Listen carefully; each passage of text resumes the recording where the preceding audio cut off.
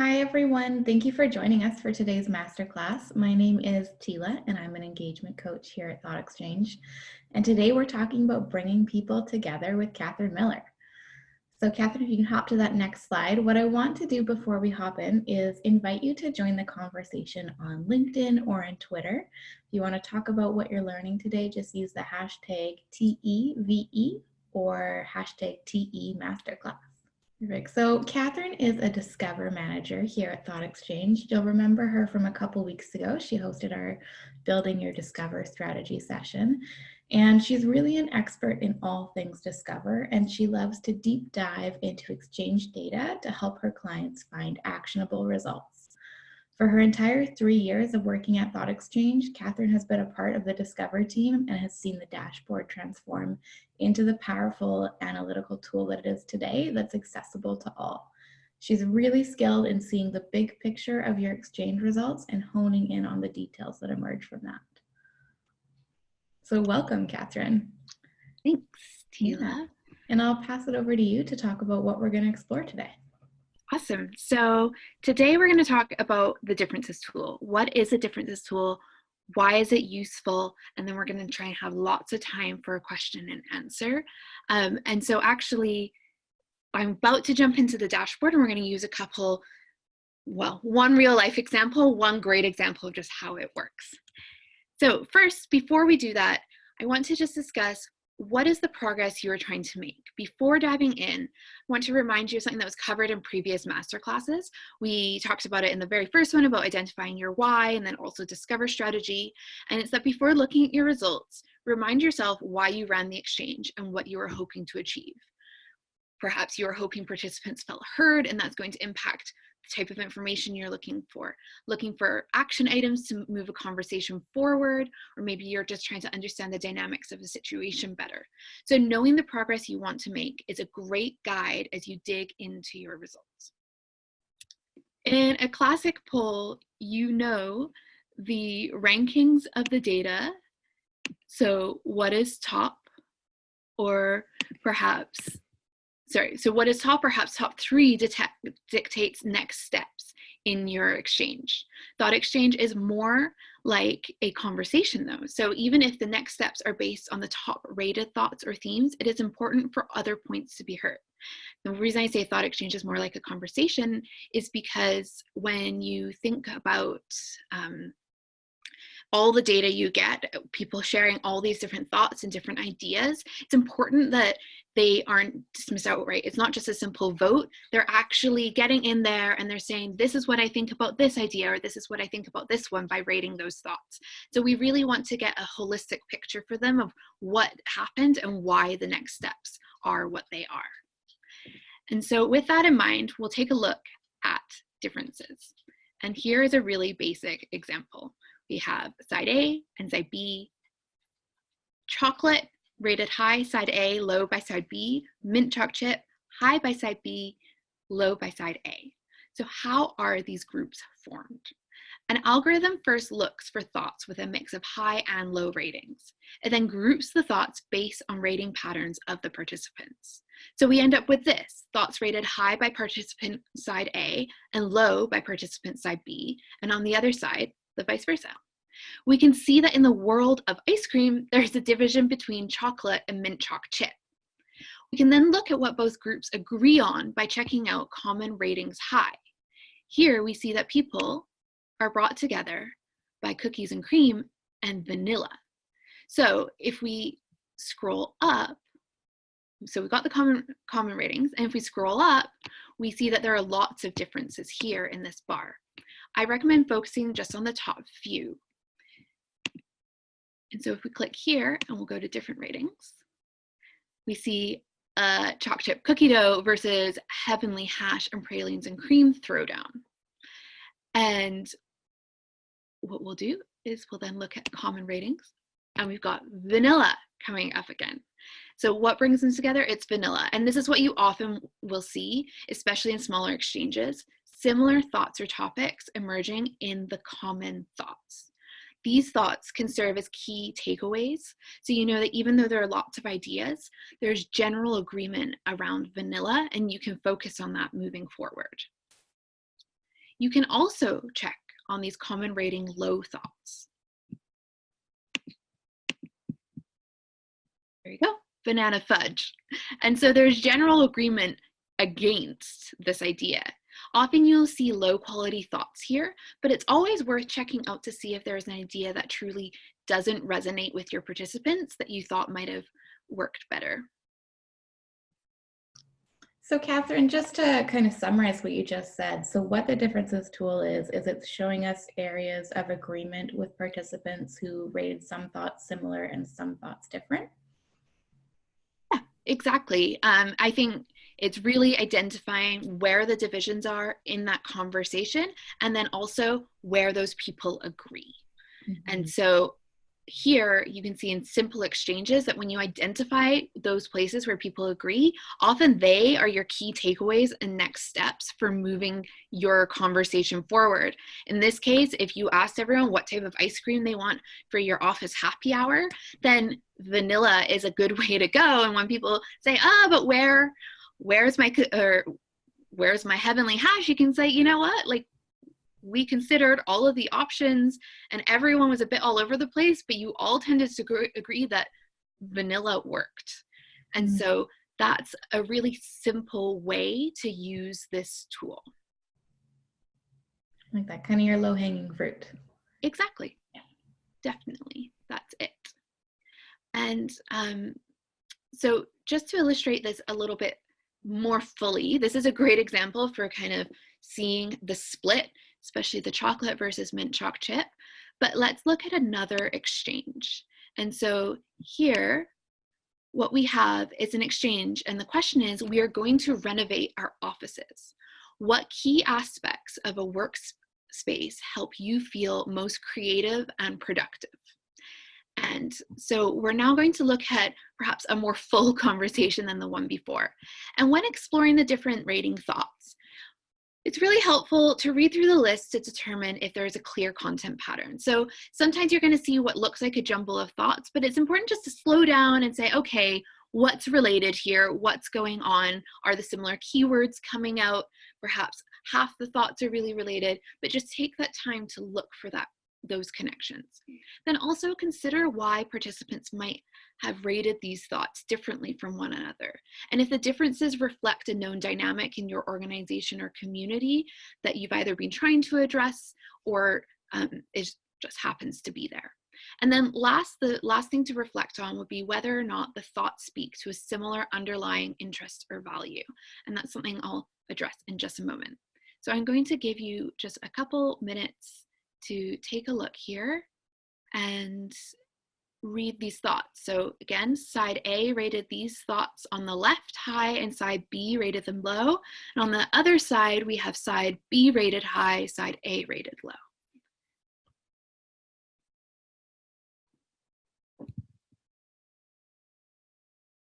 So, sorry if you didn't get too far through, but here on side A, we can see a theme of music, and they want privacy. And then here, I like it when my team is silent. And on the right, we've got open space, no office doors, better collaboration, open plan, open space. And we see a really clear divide. What was interesting to me is that when you've got music, privacy, and silence, at a glance, you might think that those are a bit jumbled and not connected. But then if you kind of think through the underlying reason that people might have rated these in similar ways, here, good tunes keep me motivated and creative, allows me to get into the zone and really concentrate. And then when you have silence, no talking, it lets me concentrate. Privacy, so I can think. So really, we can see a very strong underlying reason of being able to focus and be productive coming through in the music and privacy thread. So it seems that we've got a divide. How do we make that work? Of course, we now look to the common ratings high. And here we've got desk with options to stand or sit, space for co-working and working alone, a combination of collaborative zones with quiet areas, and variety. And so we're really seeing a solution focus around variety and flexibility for people to be able to work how they need to work. As a leader, you can take the information and consider how to use it to move the conversation forward. Of course, differences doesn't have to stand alone, and you may also use it to compare to themes. So when I say themes, you may have done your own strategic theming that my colleague Megan did a great masterclass on a couple of weeks ago. Or you might use the AI generated themes, which automatically generate when you click into bars. And here we see these AI generated themes sized by rating. And we've got collaboration rated high up here. And as you go down, the lower ratings. And right down at the bottom here, we have music, background, creative. And this is really interesting because when you're just looking at themes alone, you might be inclined to go, oh, that's a low rated theme. No one really likes that idea. But what we see in differences quite clearly is that actually there is a group of people who really value music in the background and to allow them to focus and be creative. So it's important. Differences can really give you that extra layer to find those topics that you might have missed had you just stayed in themes.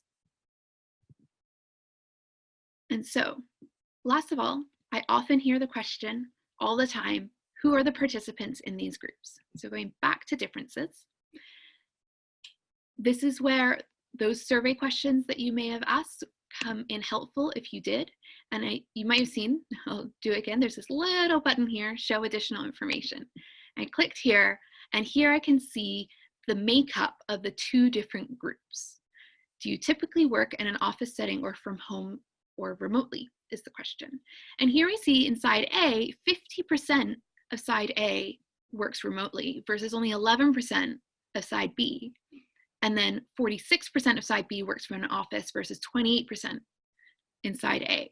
So you can see that people might have different motivations for what they prefer, and interesting that the work remotely group is really focused on privacy and music and being able to think and focus.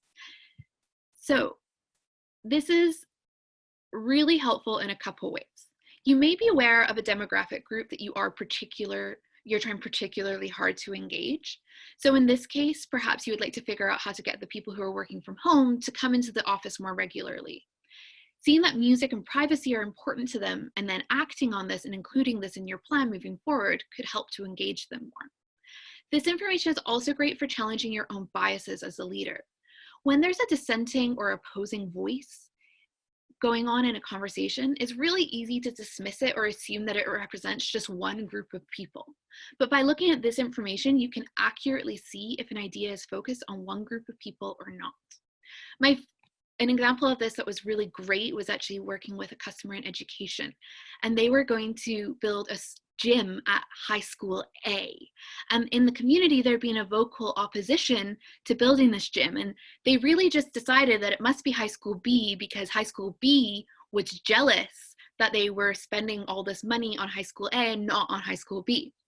But when we came into differences and we saw side A, all these thoughts of you must build this gym, it's a great idea. And then on side B, it was this gym is a waste of money, please don't do it. We looked at the demographic groups and we actually saw that both sides were evenly represented both high schools. And so that really said to the leader of this exchange, oh, it's a widespread voice of the community that's not so sure about this. And we need to go back to the drawing board, at least in terms of engagement, if not the actual idea, to make sure that we're truly listening to these people and not just going with the biases that it must be this one group who's against it. So I hope that's a helpful anecdote for how you can use that information. Now, I know I threw out a lot of information there in the last 10 minutes. So to wrap up, differences is great for identifying quick, unifying takeaways. You can uncover topics that are important for a subset of your participants. It's great for identifying areas that have high agreement. It's also wonderful for the leader to check your biases and understand your demographic groups. And that's a lot of reasons it's super powerful, and it's almost just scratching the surface of how you can use that information. But of course, you don't need to use it from every single angle every time. It's always worth exploring though. So I hope this was helpful in helping you understand the power a little bit more. What we're going to do today is we're going to use the chat in the window to answer your questions. And Tila is going to jump in as well if you'd like to know anything. So please let me know if you have any questions at all to answer. Tila, do you have, while we're waiting to see if there's questions, do you have any examples that you've seen where it helps? Yeah, so differences is really powerful, I find, in those issues-based exchanges. So like Catherine's example of the school building a gym, anything where you have maybe a divisive thought pattern in your community, differences helps you dig into that and figure out where is that coming from and how can you action upon it.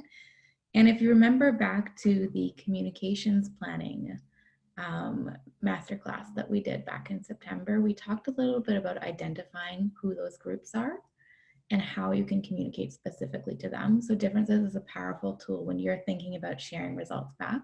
Maybe there's a specific group that you need to share specific results with, and you find that in differences. Great. Yeah, I definitely agree, those scenarios and conflict. Also, the value proposition of being able to communicate back to your participants very clearly with that of, we've heard you, we know you are split, is really great for connecting with people. And that human side, we all want to make sure that we've been heard, and we know that our ideas might not always be the ones that you're able to move forward with, but being able to lean into perhaps some of that why that was discussed in the first week of being open, inclusive communication and recognizing people's voices using the ideas uncovered in differences is really valuable. Yeah, I like that. It leans back to that idea of not shying away from anything that comes up in your exchange and just being transparent and acknowledging it, and that being the powerful thing that you can do as a leader. Yeah, exactly. Perfect. So if we have any questions, you guys can just share them in the chat, please. We still have a little bit of time to answer them, and Catherine can address them as they come in. We'll give you another 2 minutes or so to share. Is there anything else? I know that we touched on the AI generated themes, and I was wondering if there's any other way that you like to use the differences with the themes, or perhaps top thoughts. I find differences can be really powerful when you're also working with heat maps as well. So heat maps are your ability to compare your themes to your demographics, and we're actually hosting a masterclass on that next Monday, so be sure to register for that. And what they show you are really areas of interest in your themes based on your participant groups or your survey questions, and you can compare them to your differences to see if those are aligning. Perfect. So I guess we'll wrap up the Q&A. We had a bit of a quiet group today, and that's all right.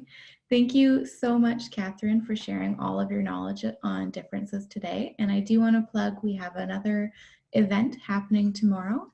It is our Creating a Movement Reimagining Education. It's about student voice, and it's tomorrow morning at 10 a.m. So just head to our events website to register for that. Thanks, Tila. Yeah, thanks again, Catherine, and we will close up the session now.